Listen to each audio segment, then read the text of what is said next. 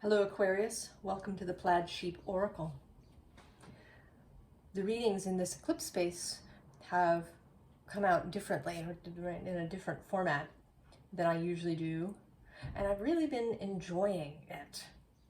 And I hope that if you've been watching the readings that you have enjoyed it too and found it intriguing and enlightening and thought-provoking, perhaps.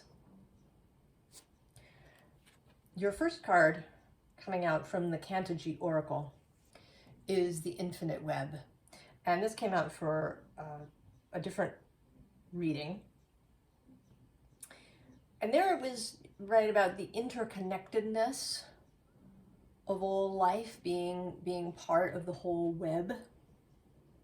But yours is coming out a little bit differently. Yours is coming out about listening. Right? The spider builds the web and then knows when a fly has flown into it because they feel the vibration that runs through the whole web. So this sense of listening to the messages coming in. And there are a number of themes that are operating in these eclipse space readings. There is a lot about connection. There is a lot about hearing the subtle signals, about having all senses open, about being in relationship to things. And this is not surprising for eclipses across the Aries-Libra axis, especially since we started with the Libra half, the full moon in Libra. Often it's the other way, that we begin with the solar eclipse, the new moon, and then get the full moon afterwards. But here it is in reverse. So we're starting with all of this information about relationship,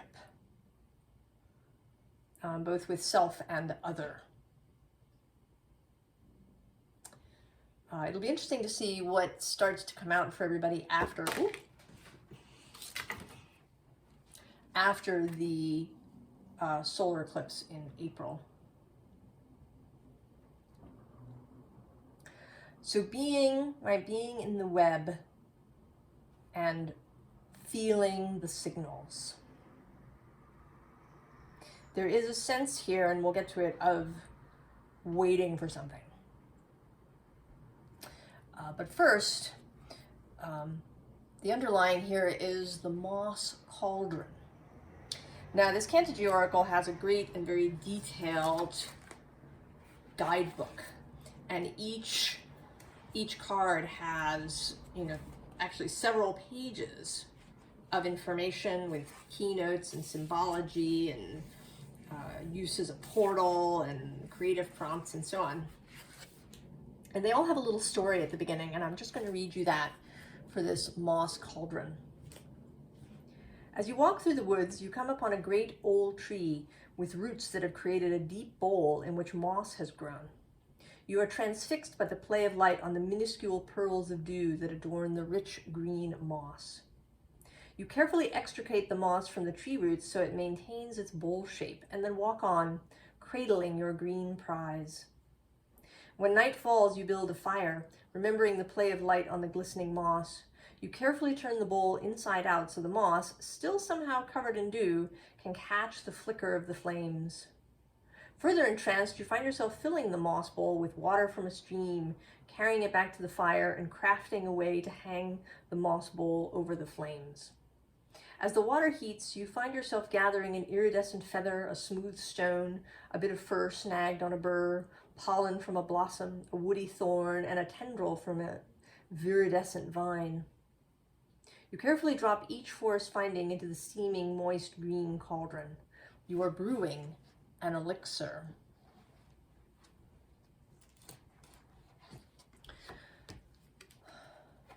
Another theme that has been showing up a little bit is alchemy is conversion.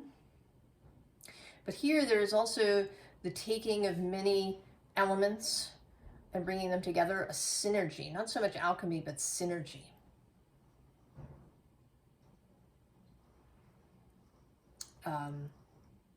You know, one can, when making herbal preparations, you know, if you were going to make an infusion of an herb, you could infuse it into water, but you could also infuse it into another infusion, right? You can sort of do this layering. And, you know, it's going to be different because water that is already infused with something is different than one that is not. So there is the mixing of things. There is the synergy of all kinds of different components coming together into something. And certainly Aquarius as an archetype is about a bunch of individuals coming together to form a community that is cooperative and in balance.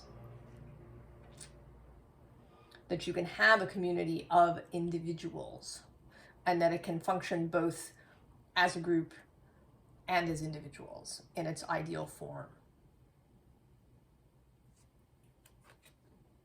Now, the kind of helper, supportive cards under this, we have the setting sun sings the song of unmaking. So every day is new, right? At sunset, through the night, and then in the morning, right? The morning is new. That new things can happen. That this synergy, you know, I sort of almost picture you, right, you dousing the fire and leaving your elixir to sit overnight. And then when the sun rises in the morning, it also provides an ingredient, and it creates new possibility. And that is echoed here in the second helper card, which is every star is a doorknob. Yeah. There are so many possibilities. You are not locked in to one option. Many things, perhaps anything, is possible.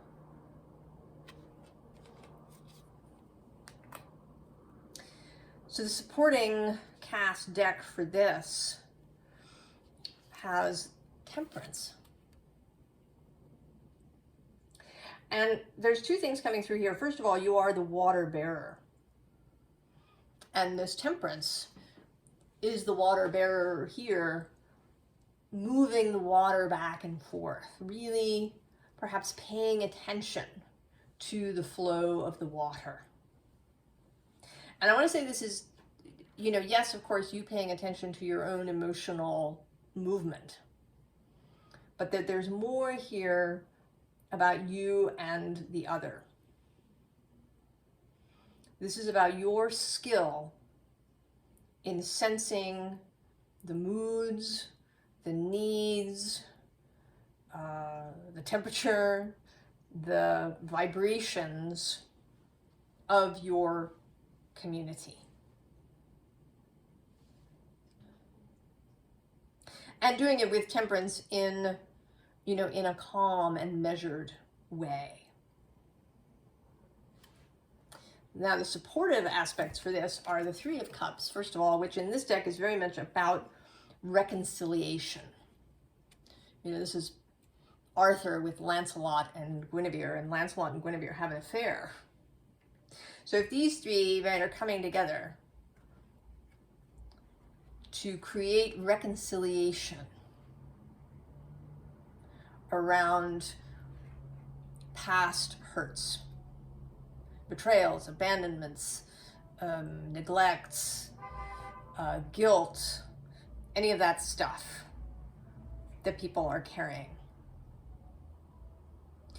There has been a trend too in the readings of the Aquarius energy, and for anybody who's coming to these readings, to be the source of change.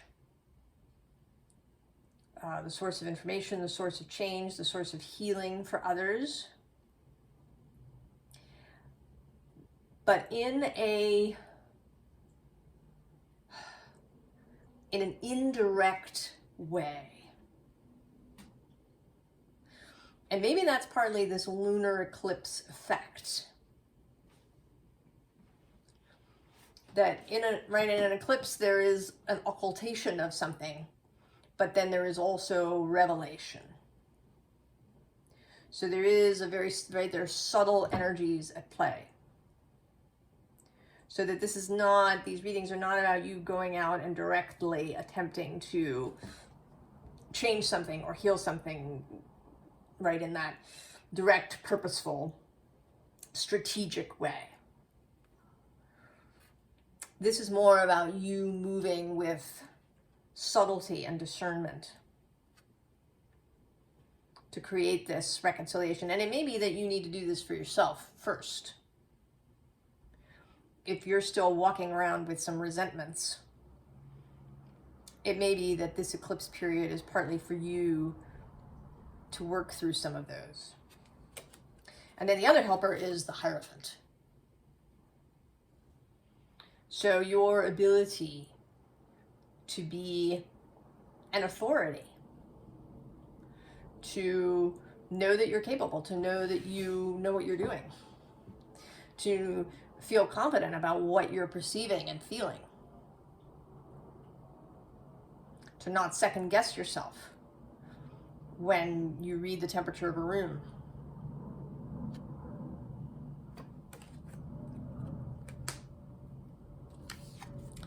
And so here you are coming through as the Emperor, and this very earthy, woodsy Emperor who knows when to exert control and when to delegate and when to just let things go.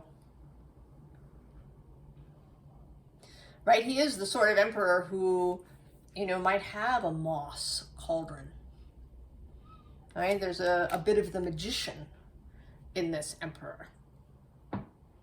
That he might, wander into the woods and perform some rituals or some magic. That he might have a moss cauldron in which he creates elixirs that he then shares with his people. And here you are, and the next card that came out was this Hanged one. I love this version of the Hanged Man. And I immediately felt that you were waiting for something to be born.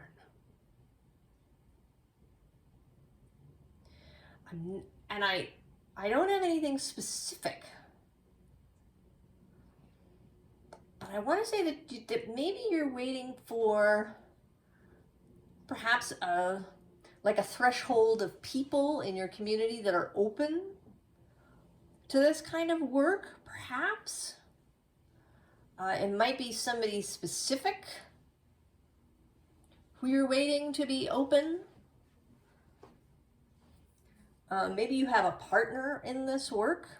There are 2 birds sitting on the cauldron. So a friend, another human being that's going to join you in this work. But perhaps they are, right, they're still in the womb. And that once this birth occurs, then this work can really proceed. I mean, it might even be that you are waiting for you. There is that possibility that these 2 birds are you and your wider self. And that at the moment, this image is more your wider self. The knowing self who is waiting. I also had a sense with this Temperance card of this water pouring back and forth being almost like an hourglass. kind of arrangement. But that once this occurs, then the sort of healing can begin, right? There's this 9 of staves. This person who has run all the way from somewhere to complete their mission and is now exhausted. And this probably describes very many people that you know, that there is a sense of deep exhaustion in society now. That everybody's just really depleted and tired and maybe doesn't even know it, you know, sort of just pushing on, that this has become such a normal state of affairs that they don't even notice that it is happening. So there are lots of these people, and I want to say that even though they don't know it, they're waiting for you. So there's a kind of a waiting on both sides. That they're waiting for Aquarius, for the Aquarius energy to be ready. Astrologically, this could be the end of this year. Pluto's in Aquarius now, at the end of April, or maybe it's, I don't know if it's April 30th or May 1st. He turns retrograde. In September, he will end up back in Capricorn, just half a degree. And then he turns around again in October, and he re-enters Aquarius at the end of November, and then he's there until 2044. So it may be that through this summer, right through, you know, within this eclipse, and perhaps through this summer into the fall, that there's some, you know, finishing up, some final things. And then he will enter Aquarius completely, and then perhaps this birth will occur, and the Aquarius energy will really move forward in a new and transformational way. And I have said this before on the channel, and I'm going to say it again. If you've been examining, if you're in, you know, if you follow astrology, if you're interested and you've been examining what happened the last time Pluto was in Aquarius, I will tell you to stop it. Forget it. I don't care that the French Revolution happened then. Forget it. You can think about themes of Pluto.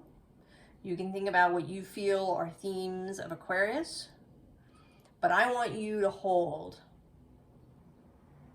the most brilliant, expansive version of those archetypes. I mean, normally I know I'm a little less direct than that, but here in the Aquarius reading, I am telling you,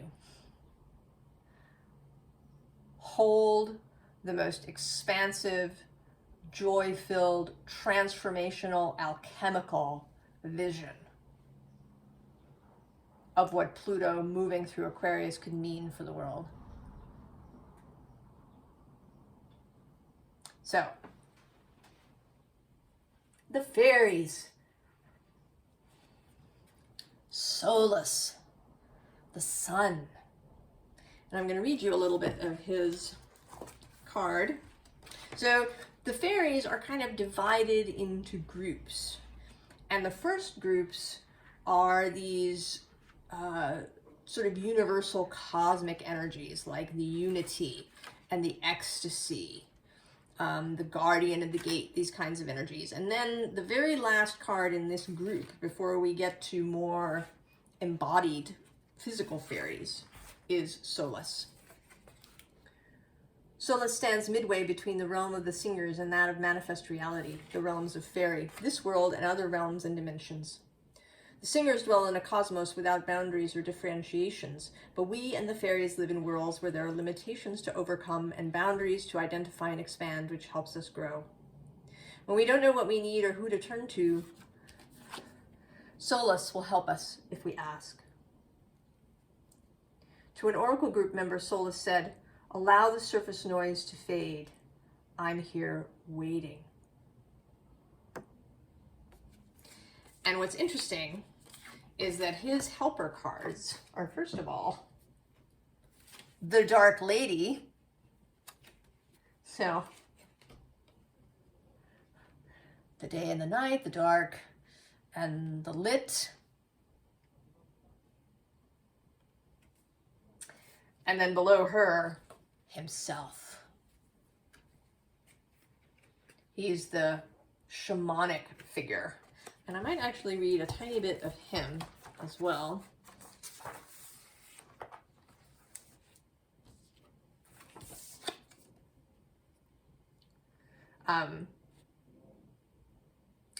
Natural law, life force, magic. Known as himself, this she is guardian of both the hunter and the hunted, and find no conflict in this because he understands the many necessary balances of nature. The living bond between all life. Himself is the breath that moves, the atom that dances, and his magic is in pure being, living, loving.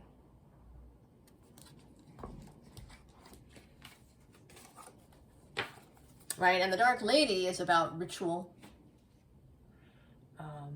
about workings, about the night, seeing things, right, in the darkness.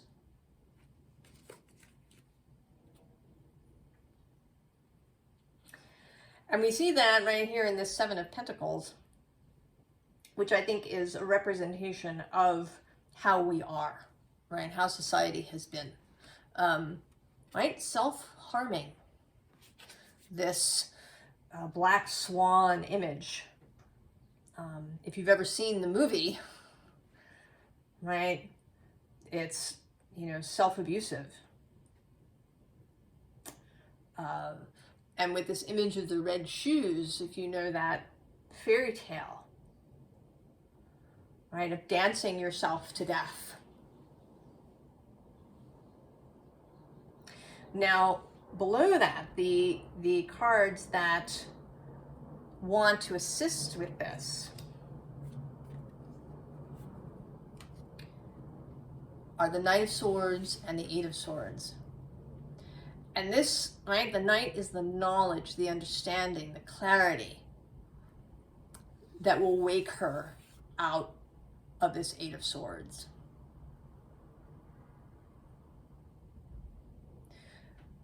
And you, right, you come in, your energy is as this Knight of Swords.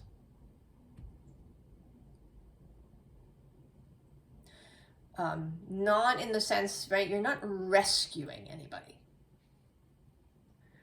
You are showing up with information, with clarity, with a different perspective that allows people to get themselves out of this Eight of Swords energy.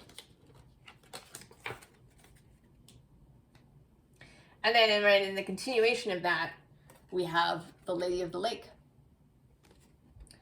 Absolute truth, courage, self-respect, responsibility. And the responsibility here is actually to be in your integrity. Right? You are not responsible for saving other people. You are not responsible for other people. You are responsible for you and for keeping your integrity and for using that measure for all of your action, for how you move through the world. And to do it in all spheres. If someone has a bunch of holes in their integrity in one aspect of their life, there's really a good chance that those holes exist in other aspects of their life. They may just be less visible. So keeping integrity across the whole. And the helpers there are, first of all, the spider in the web. Yeah, listening, being open, having the ability to feel the small vibrations, to feel the disruption in the forest, and also to create disruption, to disrupt people's habitual patterns, to create disruption in a stagnant system. Right? That is part of Pluto's mission. If we want to talk about his archetype, he is transformational. He will create ripples in stagnant or rigid systems.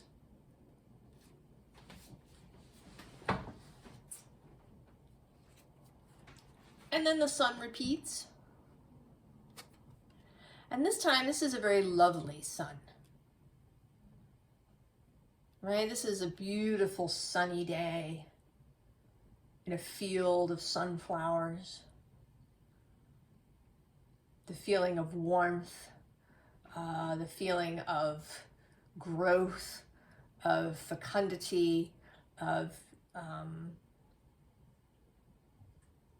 clarity. And the support for those are, first of all, the 8 of fire.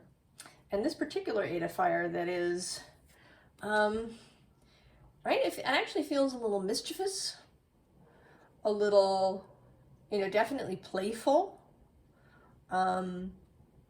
unexpected. The 8 of fire is generally seen as a very, very fast-moving energy, but here she is sitting on a panda. And pandas are not known for their speed. Well, pandas are, sort of roly-poly. They are not, you don't see images of pandas sprinting through the forest. So there is something deceptive too about this a little bit, right? But in a playful way, in an unexpected way. That beautiful, expansive energy doesn't necessarily have to come rushing in. And then it's kind of confirmed here by this 7 of fire, which is also very playful. It is a little more fast-moving, right? This is a unicorn, a kind of almost Pegasus image. You could sort of see him taking off even though he doesn't have wings. Enthusiasm. Right? There is enthusiasm to support this work of bringing the sun places.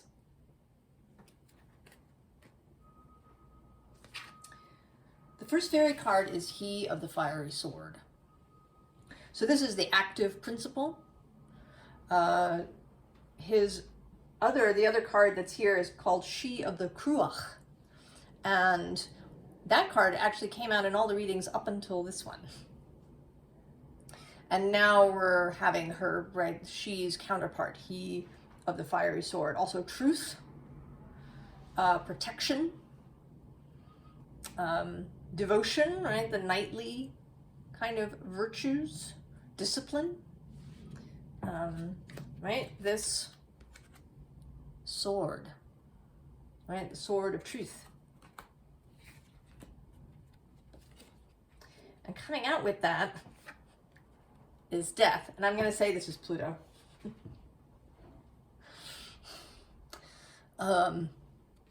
With this kind of look like, yeah, let's go. Let's do it.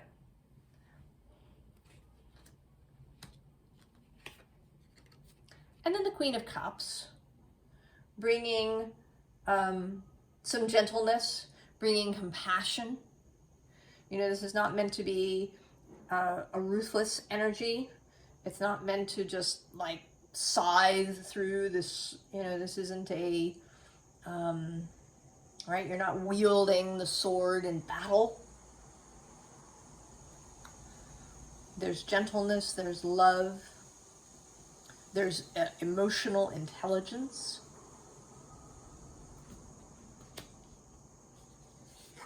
And then the Tower, the disruption.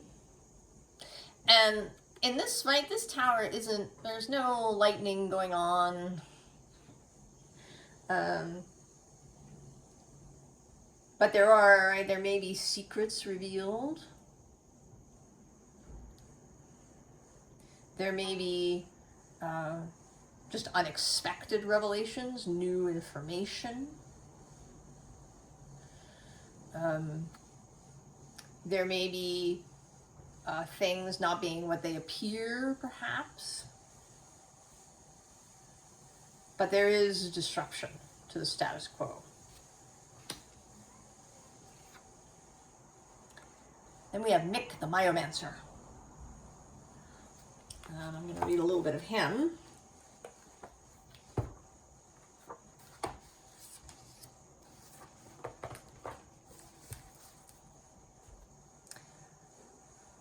Small clues, details, the messages everywhere. Patience. Myomancer reads the past, presence, and potential of all beings in the movements of mice. Mick is particularly fond of reading the movements of field mice, as they are livelier and better fed than church mice.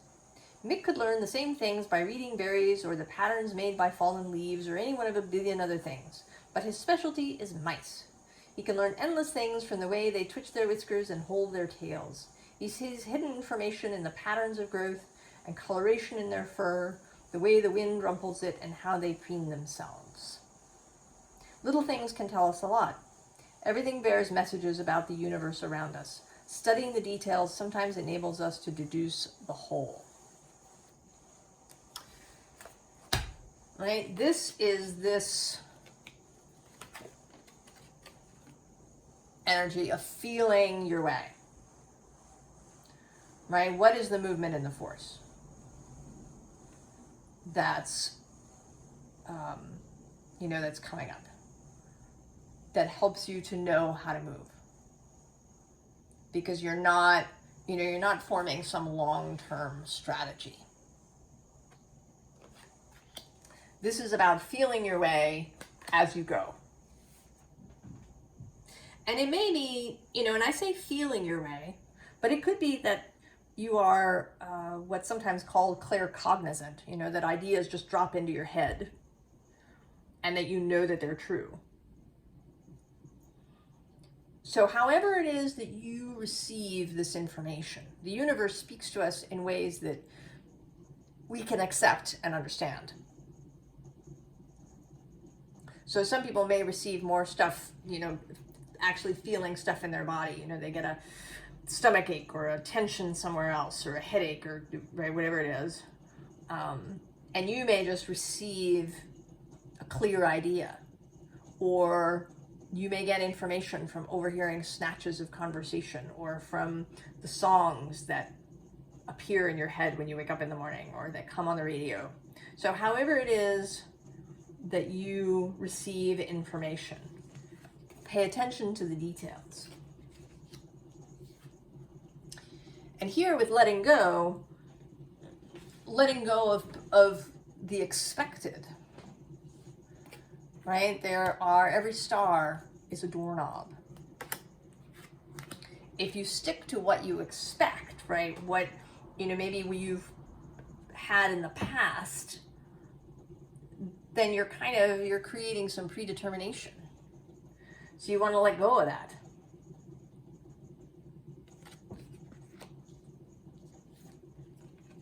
And then the Grail Knight.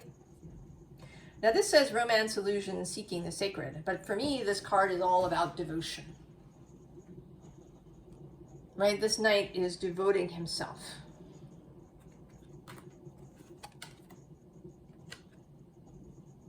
Devoting himself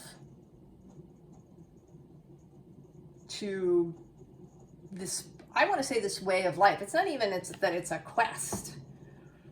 I don't want to call this thing a mission, because again, that's too directed, too strategized. I want to say that the one of the, right, the thread that's running through the readings is that, you know, it's about becoming this and then living your life that way. And that this is what will create change around you.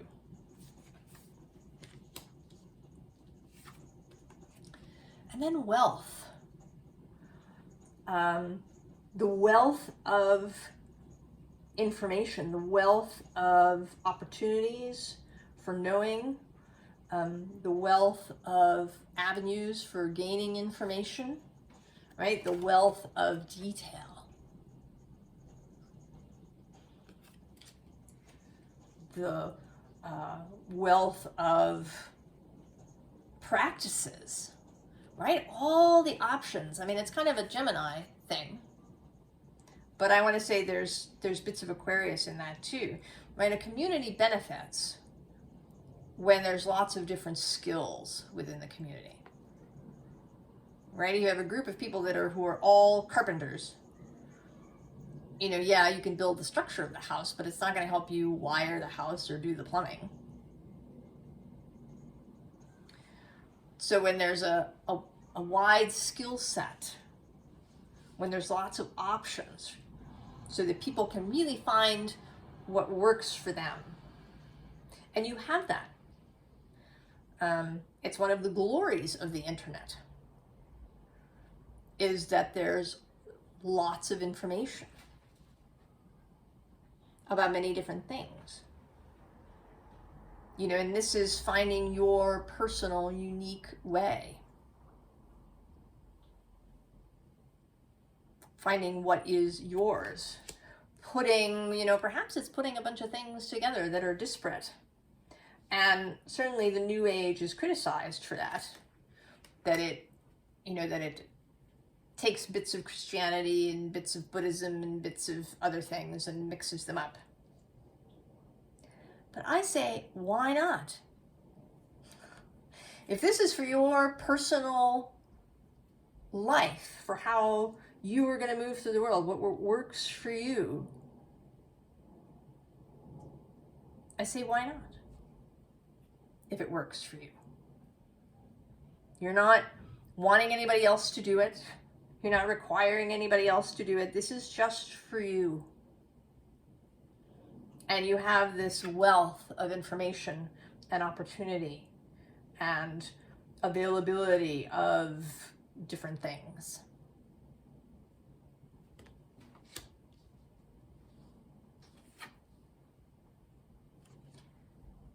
And then we have Sylvanus, who is about the mask and about truth. I'm going to read again a little bit of his.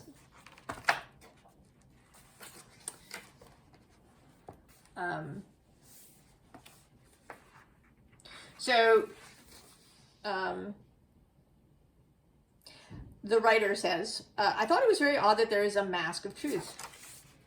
It seemed to me that we use masks to hide truth rather than to reveal it. Oh no, Sylvanus assured me. First you put the mask on and hide, and then you take it off to reveal the truth. Very fairy.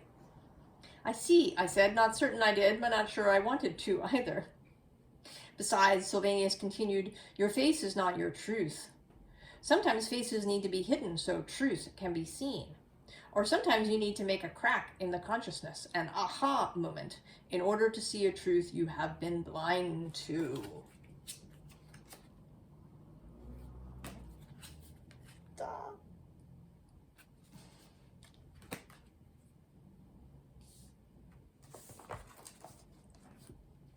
And that gives us the world. The new world. Right, and this feels to me, right, like,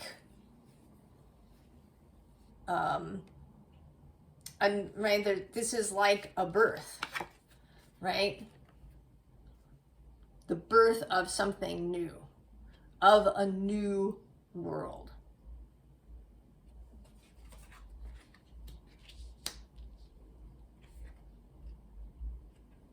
And then we have the Hierophant. And right, there's a feeling here a little bit, it's not exact, but right? Like she's taken off the mask, right? You see the kind of ways these two images go together.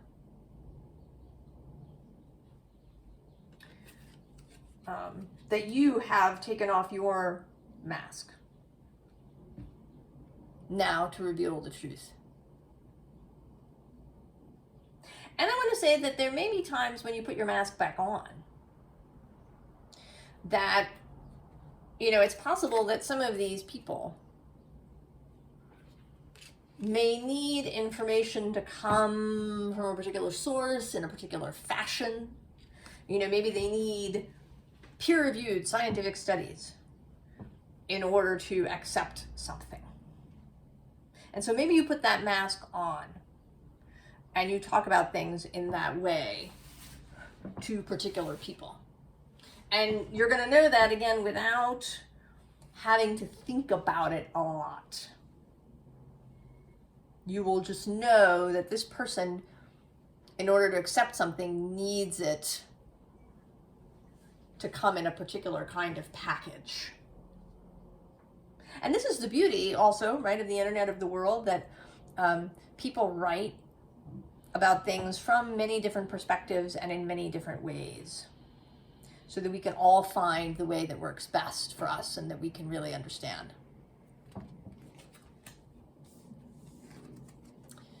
And then there's the Five of Fire.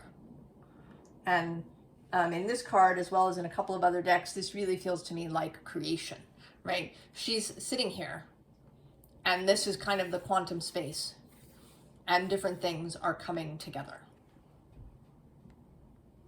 So knowing that as you move through the world, as you engage in your life, that this is happening simultaneously. That you are creating simply by living. I mean, everything that we live is something that we have manifested.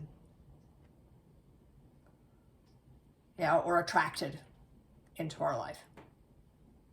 It is the evidence of our alignment or lack thereof. It is also evidence of the contrast that maybe we need in order to, move into the next place. So creation is happening all the time, right now. And what is wanted here is awareness of that. So I'm going to pull just 3 cards from a final deck as a last little message for you. Getting the Field Tarot, a last message for Aquarius.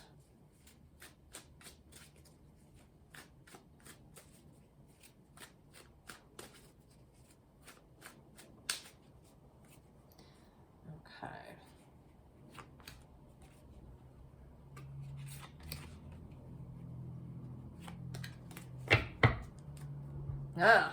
On the bottom, 9 of Discs, the culmination,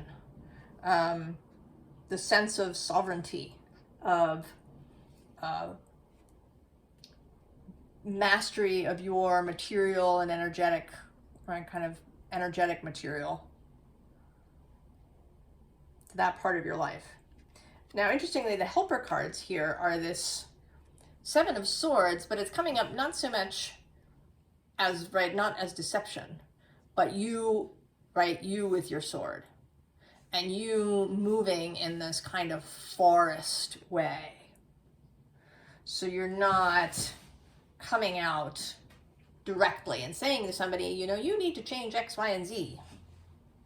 This is wrong in your life, right? That's not it, right? You're wandering around as this fox with your sword, and people will take what they need. And then also the King of Pentacles, right? Personal power. And your 3 cards are, oh, well, of course, perspective. This is the Hanged Man in this deck. Perspective. And then these 2 cards, which are so interesting coming out together. is the Magician and the Fear. Right? So if people are in this space, then this is you. Now you're not here in her bedroom trying to wake her up. You are doing your thing. You are moving through your life. You are doing your creative projects and what's interesting to you. But this is magic that's going to find its way to her. Just because she's in some way going to come into contact with you and your beingness. Aquarius.